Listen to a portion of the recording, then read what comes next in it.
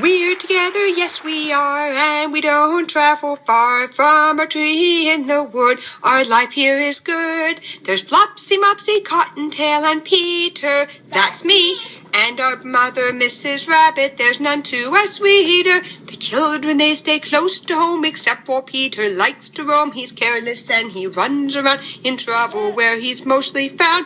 We're together, yes we are, and we don't travel far from our tree. Our life here is good. The Tale of Peter Rabbit by Beatrix Potter. Once upon a time, there were 4 little rabbits, and their names were Flopsy, Mopsy, Cottontail, and Peter. They lived with their mother in a sandbank underneath the root of a very big fir tree. "Now, my dears," said old Mrs. Rabbit one morning, "you may go into the fields or down the lane, but don't go into Mr. McGregor's garden. Your father had an accident there. He was put in a pie by Mrs. McGregor. Now run along and don't get into mischief. I am going out." Then old Mrs. Rabbit took a basket and her umbrella and went through the wood to the baker's. She bought a loaf of brown bread and 5 currant buns. Flopsy, Mopsy, and Cottontail, who were good little bunnies, went down the lane to gather blackberries. But Peter, who was very naughty, ran straight away to Mr. McGregor's garden and squeezed under the gate. First he ate some lettuces and some French beans, and then he ate some radishes. And then, feeling rather sick, he went to look for some Not myself, parsley. nor dear can you. There's so many forbidden things to do. I'd be good if I could, but I can't. It's not me. Oh, that you can't, you'll be caught by the seat of your pants. Mom always says that there's some that are too dangerous. But I like to play in sunshine all day. And not listen to the other folks. Instead, I'd rather tell lots of jokes. But round the end of a cucumber frame, whom should he meet but Mr. McGregor? Mr. McGregor was on his hands and knees planting out young cabbages, but he jumped up and ran after Peter, waving a rake and calling out, "Stop, thief!" Stop, thief! I'll get you with this knife. Peter was most dreadfully frightened. He rushed all over the garden, for he had forgotten the way back to the gate. He lost one of his shoes among the cabbages, and the other shoe amongst the potatoes. After losing them, he ran on 4 legs and went faster, so that I think he might have got away altogether if he had not unfortunately run into a gooseberry net and got caught by the large buttons on his jacket. It was a blue jacket with brass buttons, quite new. Peter gave himself up for lost and shed big tears, but his sobs were overheard by some friendly sparrows who flew to him in great excitement and implored him to exert himself. Mr. McGregor came up with a sieve which he intended to pop upon the top of Peter, but Peter wriggled out just in time, leaving his jacket behind him, and rushed into the tool shed and jumped into a can. It would have been a beautiful thing to hide in if it had not had so much water in it. Mr. McGregor was quite sure that Peter was somewhere in the tool shed, perhaps hidden underneath a flower pot. He began to turn them over carefully, looking under each. Presently, Peter sneezed. Ka-tissue!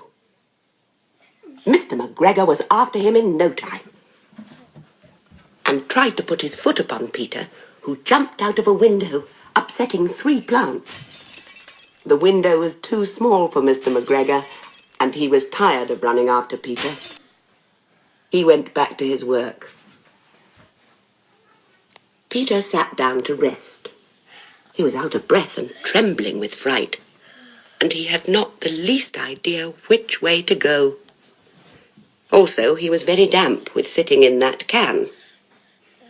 After a time, he began to wander about, going lippity-lippity, not very fast, and looking all round. He found a door in a wall, but it was locked, and there was no room for a fat little rabbit to squeeze underneath. An old mouse was running in and out over the stone doorstep, carrying peas and beans to her family in the wood. Peter asked her the way to the gate, but she had such a large pea in her mouth that she could not answer. She only shook her head at him. Peter began to cry.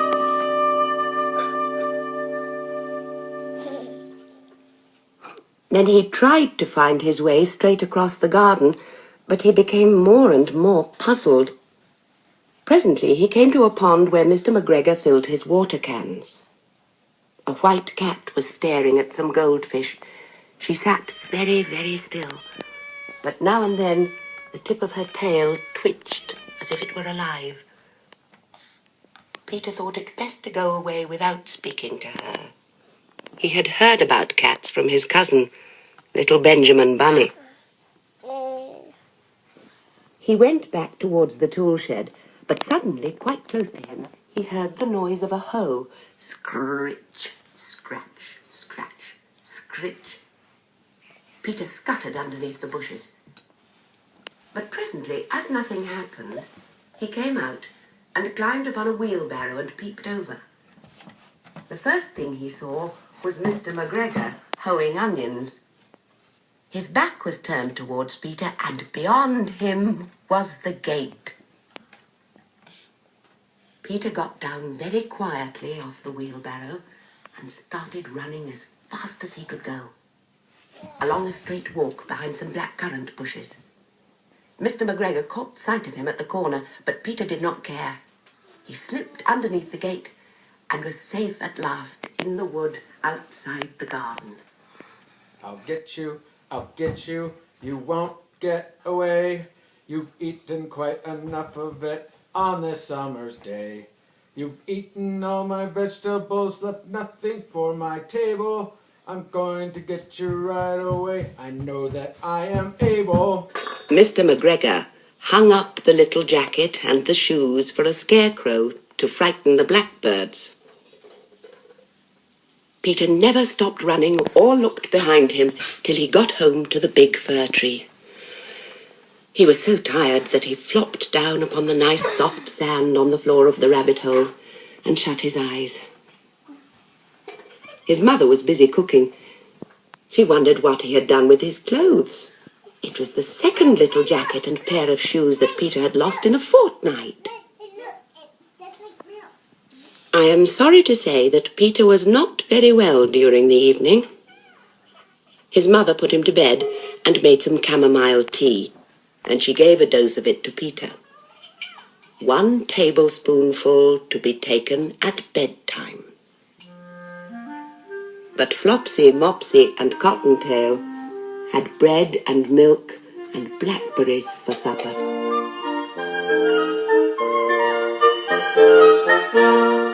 The end. The Tale of Peter Rabbit by Beatrix Potter.